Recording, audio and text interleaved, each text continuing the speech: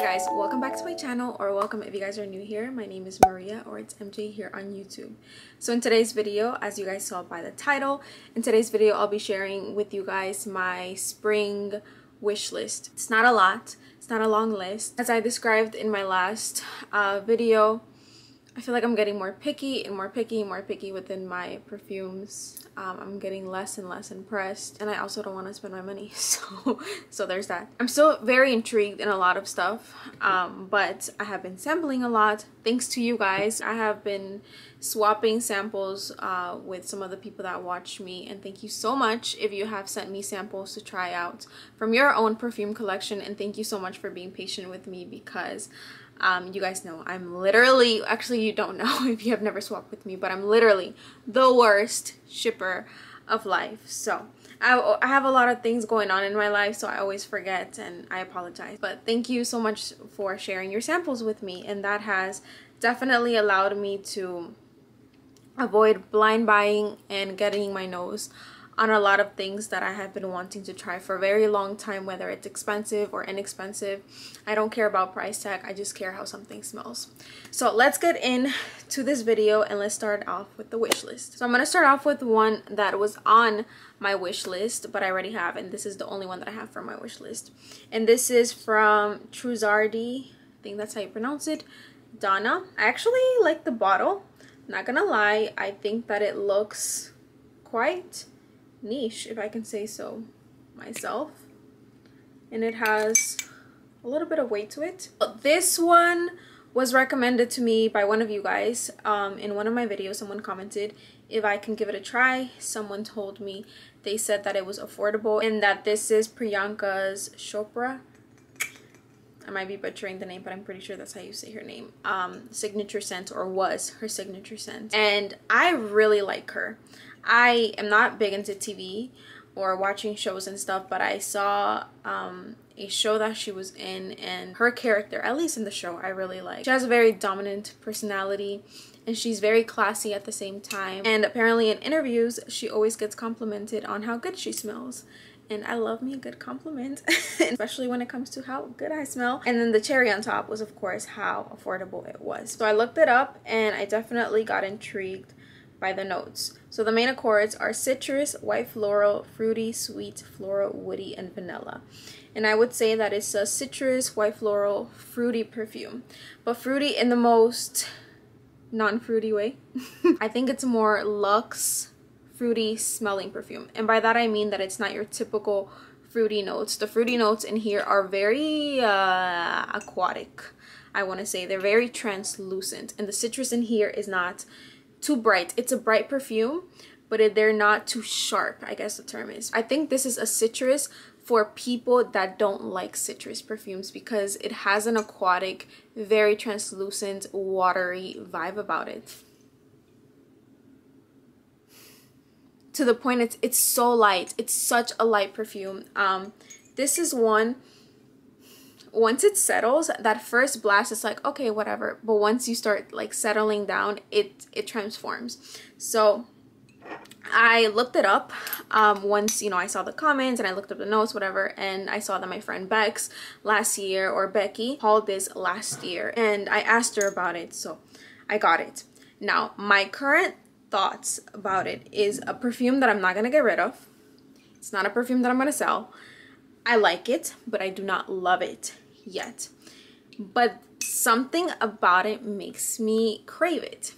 I feel this is a perfume that I'm going to fall in love with. I'm currently not obsessed with it, but I can see myself falling in love with it, because ever since I got it, I've been wearing this every single day. Something about it, especially after a shower, whether it's in the morning or at nighttime, is very comforting to me. As I told Bex, this to me smells unisex. I don't know if it's unisex or not. I believe it's marketed towards women. This to me smells very gender neutral. The citrus in here, it's not too sweet, it's not too citrus, it's not too woody. It's just perfectly balanced, and I can definitely see this on a guy as well. It smells like a white t-shirt and jeans. It smells like a hug. I told Bex that this is something that I would love to smell on a guy before going to sleep. Like, it just smells like a hug. Very comforting, but fresh and clean, but not soapy. Just like you naturally smell amazing. I mean, this is like 100 ml 3.4, and I believe that this was like 20 something dollars. So I'm really happy to have it in my collection, and I can see myself like falling in love with it because I just keep craving it. So that only means one thing, you know. All right, so the next one that we have is one that's kind of random, and this is the CK Into You for Calvin Klein. Wow, I can't read. CK Into You for Her by Calvin Klein. And this is the one in that big bulky bottle. I can't stand the bottle. I think it looks so ugly. It looks like a milk jug. The main accords are citrus, aromatic, fresh, spicy, vanilla, green, powdery, woody. And the reason that I got intrigued by this one was a while back. It has amazing reviews. I have yet to seen a video where someone talks bad about this perfume. Apparently it's a really great cheapy, it's a classic, and women have been wearing it for a long time. And I believe that it also has that unisex, gender neutral vibe about it. I'm really into those at the moment. That is one that I have heard great things about, and the fact that it's cheap, of course, makes me want it more. I also see, which is something that I didn't see before, it wasn't a reason as to why I wanted it, but now that I see this here, it's kind of interesting as well. But this is compared to a Fragrance du Bois perfume, which is Santal Complete. So that's pretty interesting that it's compared to a much more expensive perfume. And like I said, the notes look very refreshing. I think that it would be great, especially during this heat. I live in Florida. It's humid here. Something very refreshing and light. What I am scared of though is that it would be something similar to Donna.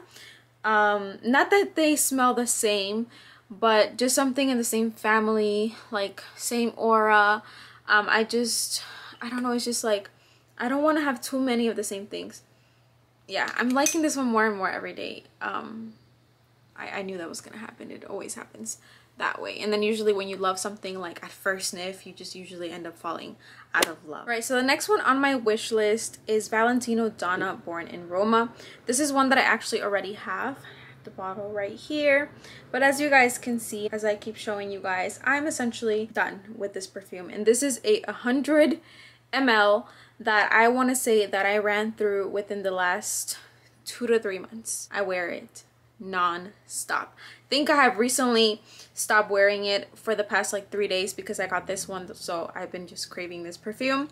But before then, and any time that I go out, this is the perfume that I wear, no matter what, because this is a perfume that I notice my boo thing really likes. Like really likes. Or I'll be layering it with other perfumes in my collection. Why? Because it has this fizzy element that I find quite addictive. It's a fizziness that you really just crave and you want to keep smelling.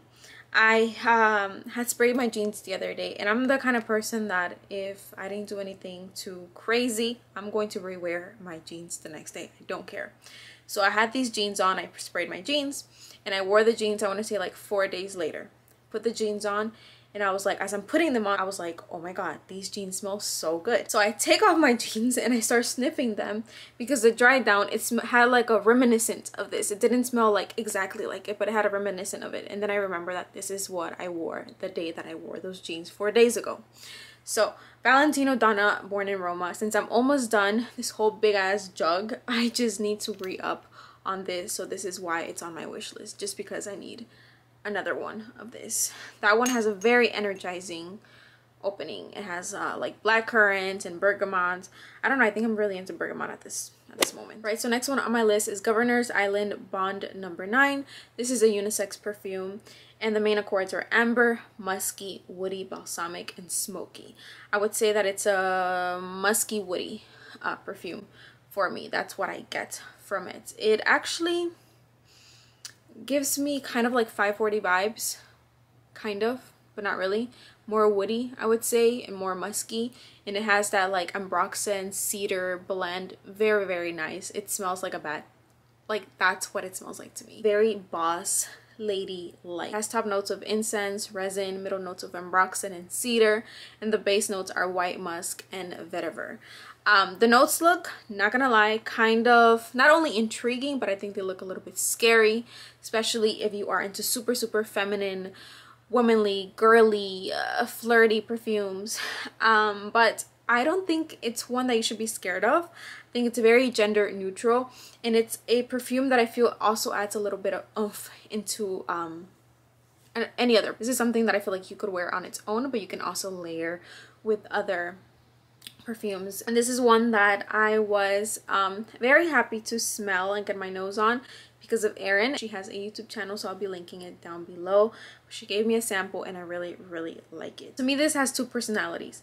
It's either like Instagram baddie or like a woman in a power suit. So that is one that I really want to get into my collection, and I have never been interested in Bond No. 9 perfume, especially because of the bottle. I'm not a fan of their whole design. I think they're very obnoxious looking and very pretentious. So yeah, I'm not really a fan of them. But starting towards the end of last year, not gonna lie, somehow I got intrigued by the brand, and this is one that I really wanted to try because the notes look scary and I just wanted to see how it smelled. So, and to my surprise, I really liked it.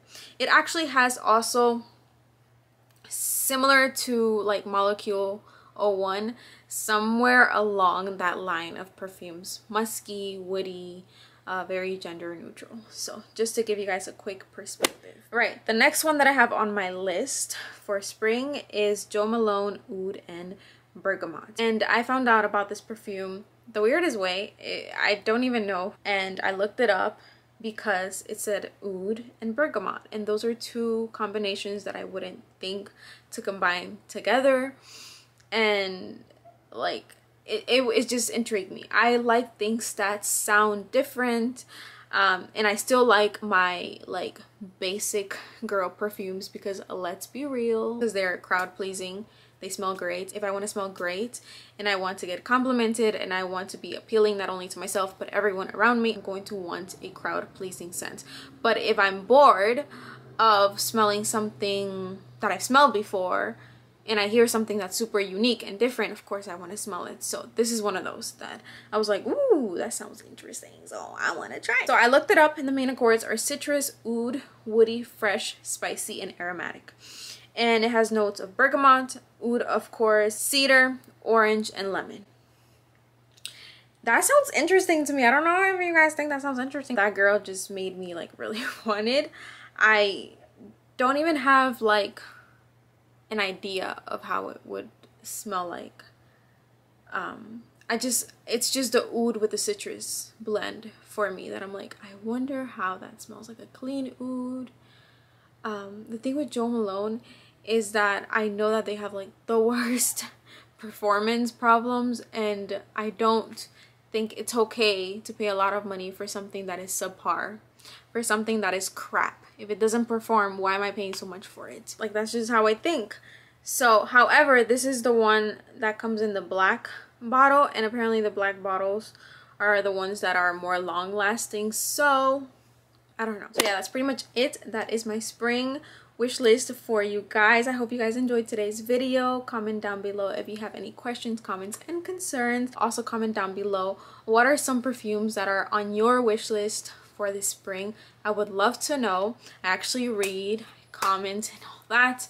That is how obviously I found out about this one, because of you guys. So trust me, I actually would love to know what you guys are intrigued by this spring, because then that lets me find out about new things, and then I can add them to my wish list as well, and then get my nose on them, because I'm always looking for the next new thing, not the next best thing, because I already am very happy with my collection and what I have in my collection, but just to smell something new and different, something that I've never smelled before, even though that's a very big, bold statement, because we're not gonna get into that. But that's pretty much it for today's video. I hope you guys enjoyed it. You guys can also follow me on Instagram. I'm a lot more active over there than I am here. And as always, I hope you guys have a beautiful and wonderful and blessed day, and I'll be seeing you guys in the next one. Bye guys.